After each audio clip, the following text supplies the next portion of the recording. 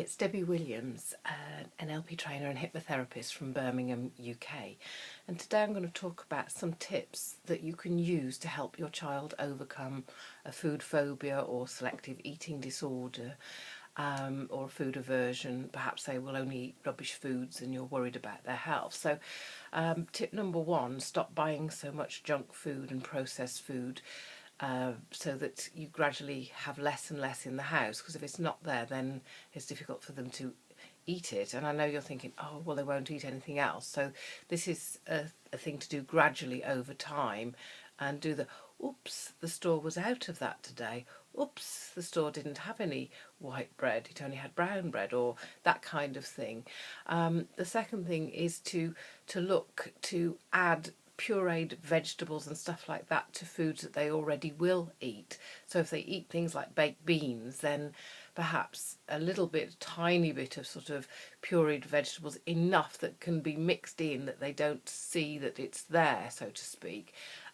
Obviously you must talk to your doctor as well to see if there's any treatable causes that are causing this problem.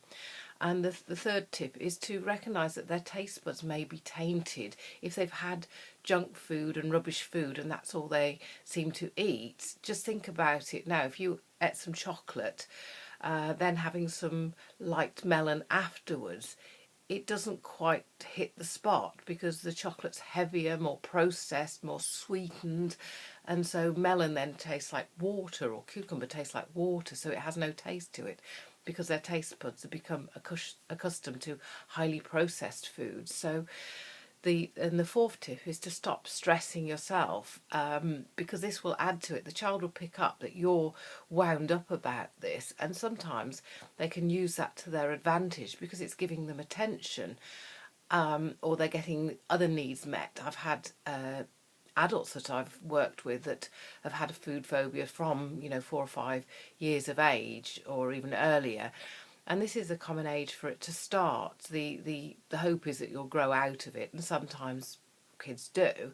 But some of the clients that I've worked with have had, parents have split up, and then the mother's overcompensated because she feels guilty because daddy's not there, so has given the child whatever the child demands. And then, of course, the child wants more rubbishy food because it hits the spot. It's much tastier because it's there's more sort of it in flavour. It's over flavoured, over sweetened, and can be quite addictive. So that child has then sort of gone down that road. So we need to break that pattern. And if you're stressing about it, then the child is going to pick up on it. So there's a link below to get my free Stop Worrying, Create a Wonderful Life recording, which will help if you listen to that. Also, you'll get my free monthly life coaching, which sets a goal at the beginning of each month. Okay, what's gone well last month? What do we want to do this next month? And that would be very useful for this, because you also need to make a plan and be consistent about this and build on what they do like that's healthy, and gradually add more of that in if there is foods that they like. If there isn't, then look to work with the child and say, what would you really want that would be a reward if you ate today just this half a pea, if they don't eat any fruits and vegetables. And even if you just put it in your mouth for today, it would get you 1 star towards 10 stars, and that would get you that toy or whatever it is. So we have to start small and like hook them in, so to speak. And so if you get them to sort of come up with their own idea, well, I've seen that Lego roads that I want. Okay, well, that was quite expensive. Okay, that's got to be at least 20 stars. But in the beginning, you perhaps give them a little bit more. There's a book by Karen Pryor which is called Don't Shoot the Dogs, and she realised that when people train animals like dogs, they can do it carrot stick, but if you're going to train animals like dolphins, you try and give the stick, they swim away, so you have to do something different. And one of the things that they found that they worked was that they would reward good behaviour, and then sometimes they would give a reward far in excess of what the dolphins would expect. So a whole big bucket full of fish would be given to them, and it was like winning the jackpot. And that created interest in the dolphins, that they'd come back to say, oh, am I going to get any more? Am I going to get any more? and the trainers would gradually connect that, yes, we need you to do this trick. Oh, there you go, you get your reward. And they'd give them reward for a certain period of time, and then they'd sort of slow down that reward and add another trick and then give them a little bit more, so to speak. So it's the same sort of psychology of rewarding your child through keeping a chart of what they are doing, but starting small to begin with. You know, cutting a strawberry and adding a slice that size, then saying, well, you know, even if you put it in your mouth and don't chew it and hold it in your mouth for 10 seconds, what's going to happen is the saliva's going to, it's like Roundtree's fruit pastels. You can't not chew them. And I think there was a big advertising campaign, you know, 10, 20 years ago in the UK about that. Try to put it in your mouth and not chew. And it's the same thing of rewarding that behaviour. And then the next one, well, if you just chewed it 10 times, and you don't have to swallow it, you can spit it out, and well done. And so keep rewarding that, because sometimes what will happen, they've got in their mind, oh, I'm going to gag at the thought of it. But if you make the thing so minuscule and you chart it and you over reward in the beginning, once they've got into it and they've got their rewards, they start to want more. And you can build along this to teach them, you know, in life, if you want stuff in life, really you have to work for it, you have to earn it. And this is what we're going to do here. You're going to earn your rewards, and part of the reason you're doing this is because it's going to help you to be healthier, and it's going to help you to grow up big and strong, etc., etc.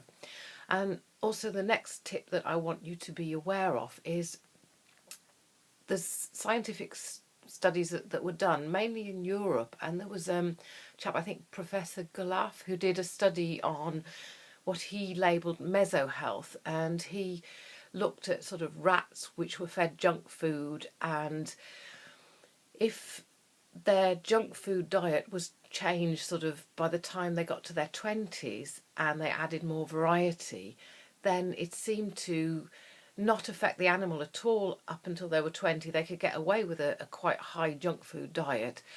If they didn't change after that, deterioration became quite rapid.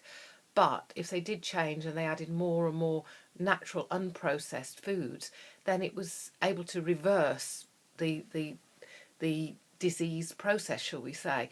So I hope sort of just knowing that might lift some of the stress that, you know, you've got a lot of time here to add this. And if you consistently add a little bit each month, think where could you be a year from now that perhaps they're eating a certain vegetable, a certain fruit, a certain something else that's going to add variety to their diet. But the thing is, you know, you really do have to lift the stress, because that child will pick up on it. I remember as a child, my cousin had a farm, and I went there and I decided I didn't want to eat animals. One, because I loved them, and two, because I saw the sheep being dipped and they'd got dirty bums, and I was thinking, ugh, I don't want to eat that. They don't wipe their bottom, as a 6-year-old would perhaps think. And I refused to eat meat. And I also realised that it didn't half irritate my mother. And I remember getting quite a lot of pleasure out of that, because it was asserting my power at that age. And see, if your child is young, they're also learning about life, and if you're angst about it, they're going to pick up on it, and they may over sort of push the thing and make it sort of bigger. Oh no, I can't eat that, I'm going to gag and blah blah blah. And as soon as it touches their mouth, you know, that sort of response, to get you to believe that they really can't eat that. But know that, you know, there may be a little bit of game playing going on there of them asserting their authority in their space because they can. And then the final tip that I want to add is, you know, click the link below as well. I have a download, Overcome Food Phobia, which is pretty much designed for adults. But if you bought it and listened to it, it would also help you come up with ideas that will support what I've said on this video, that will also help you then to help your child overcome their food phobia and their selective eating disorder. That, along with my free Stop Worrying and my free life coaching, may well be enough. Or possibly, if you feel yourself you need a little bit more, there's other hypnosis recordings from my website that you can download from £15 upwards.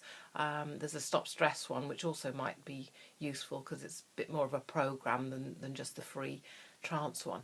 Okay, it's great talking to you today. Bye now.